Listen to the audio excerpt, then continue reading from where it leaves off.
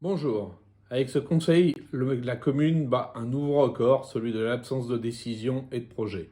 Le temps consacré aux délibérations aura donc duré moins de 10 minutes. Au menu du jour, 2 délibérations, dont une déjà votée mais invalide du fait d'erreurs dans le montant budgété, et une relative à l'extension de la zone de protection du marais de la Bessaye. Voici maintenant le résumé des principaux points débattus lors du conseil municipal du 25 janvier 2022. Le conseil municipal s'est déroulé dans la salle du conseil, mais sans public, conformément aux recommandations gouvernementales pour faire face à la circulation épidémique. Décision. Une nouvelle fois, aucune décision du maire depuis le dernier conseil. Délibération. Engagement de dépenses 2022. Cette délibération avait déjà été votée le mois dernier, mais avec des éléments financiers erronés. Elle a donc dû être à nouveau soumise au vote. Il s'agit d'une disposition habituelle pour le fonctionnement des communes qui donne l'autorisation d'engager une quote-part du budget 2022, 25%, avant le vote qui aura lieu au plus tard mi-avril. Marais de la Bessaye.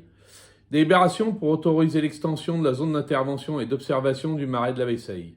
99 hectares supplémentaires seront ajoutés à la zone de protection du marais de la Bessaye, sous réserve de validation par le conseil départemental de l'Isère, ce qui entraînera de fait une nouvelle répartition des dépenses entre les deux communes. L'objectif est de développer l'aspect culturel du marais, notamment de l'archéologie, en plus du volet environnemental. Informations diverses et tour de table des élus. Cyclum.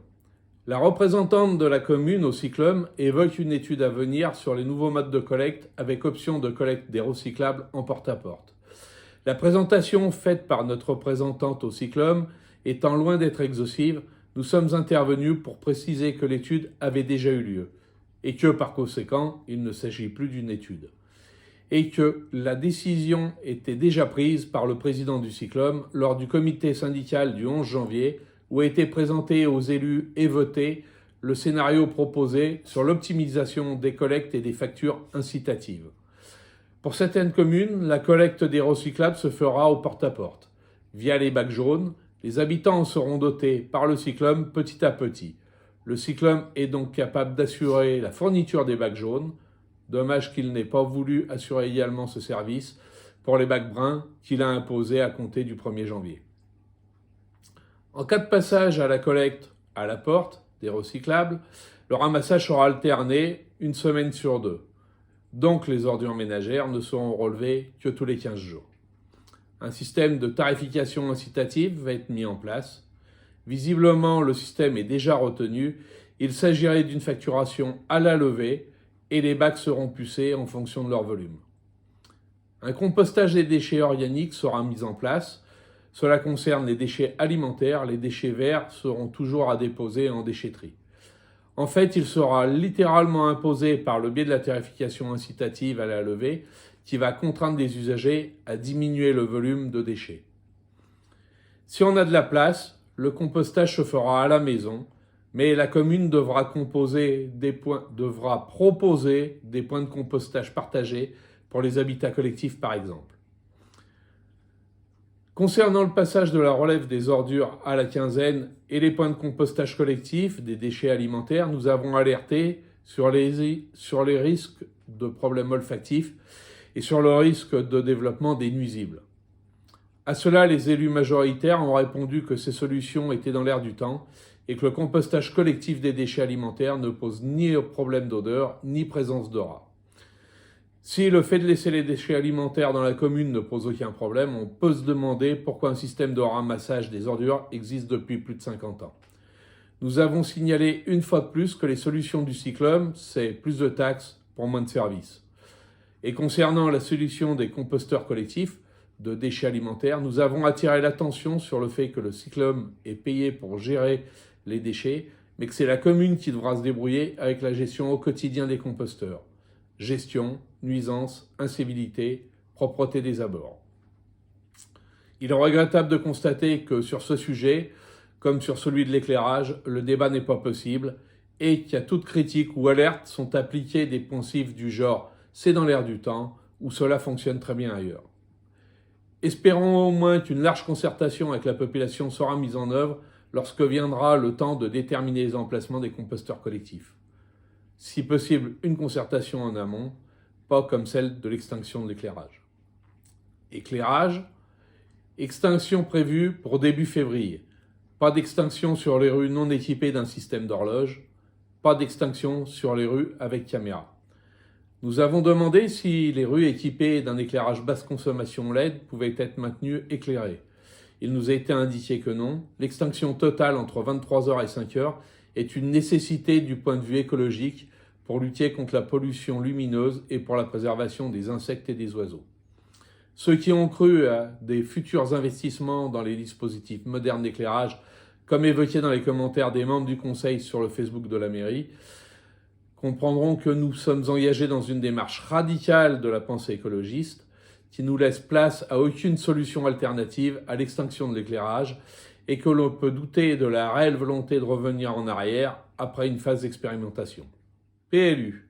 Le CAUE, Conseil d'architecture, d'urbanisme et d'environnement, a remis une proposition de cahier des charges pour la commande à passer afin de retenir un prestataire. Ce prestataire, urbaniste, sera chargé d'accompagner la commune pour sa révision du PLU. Il est rappelé que les règles d'élaboration d'un PLU sont de plus en plus contraignantes et que le PLU doit respecter le cadre fixé par le SCOT et notamment la règle du zéro artificialisation des sols. À venir, diagnostic, objectif, proposition. Pour le médical, toujours pas de médecin intéressé. La commune va participer à l'élaboration d'un livret destiné aux médecins étudiants en médecine qui récapitule l'offre de services que les communes proposent comme aide à l'installation.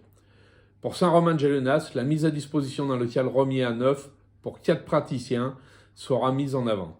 Un emprunt de 189 000 € a été levé pour la création du cabinet médical, transformation de l'ancien cabinet du docteur Dinu et de l'ancien local de la Poste.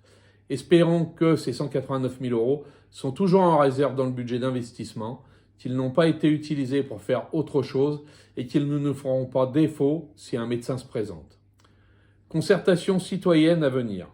Projet non dévoilé en conseil. Baran. Réflexion en cours sur des travaux de stationnement au croisement Vavre. Travaux en 3 phases. Essai avec peinture au sol et borne amovible. Retour d'expérience. Phase définitive des travaux. Sera également étudié le problème de l'absence de trottoir. Là aussi, il y a une expérimentation et la concertation sera réalisée a posteriori avec l'espoir que toutes les personnes concernées seront invitées à s'exprimer. Point du payeur, la personne qui a causé les dégradations a été identifiée. Le jugement est attendu au mois de mai. Pour les réparations, la commune attend l'intervention d'un architecte conseil pour élaborer un appel d'offres pour la réalisation des réparations. Vidéosurveillance. Nous avons attiré l'attention sur le respect des affichages réglementaires et sur la nécessité de faire une déclaration auprès de la CNIL. Projet de création d'une association de commerçants et artisans. Projet évoqué par Jérôme Grosy, sans plus de précision. Food truck. La commune est régulièrement sollicitée pour l'installation de food truck. L'accord est donné en fonction de la plus-value pour la commune. À venir prochainement, un food truck vers l'école aux heures de sortie scolaire. CCAS, journée intergénérationnelle annulée, et le 25 février, don du sang sur inscription. Vie associative, des consignes préfectorales ont été données pour éviter les rassemblements et les locations de salles. Granothèque, le 19 février, vers la mairie. Tartifone, consommation sur place interdite, uniquement en vente à emporter. École, les niveaux de contamination jamais constatés auparavant au niveau de l'école. Le Covid a un fort impact sur le nombre de repas commandés pour la cantine et rend la gestion particulièrement difficile. Site internet de la mairie, modification de l'aspect en cours et mise en avant des faits d'actualité. Voilà pour ce conseil pauvre en information, c'est fini. Merci, rendez-vous pour le prochain conseil. Bonsoir.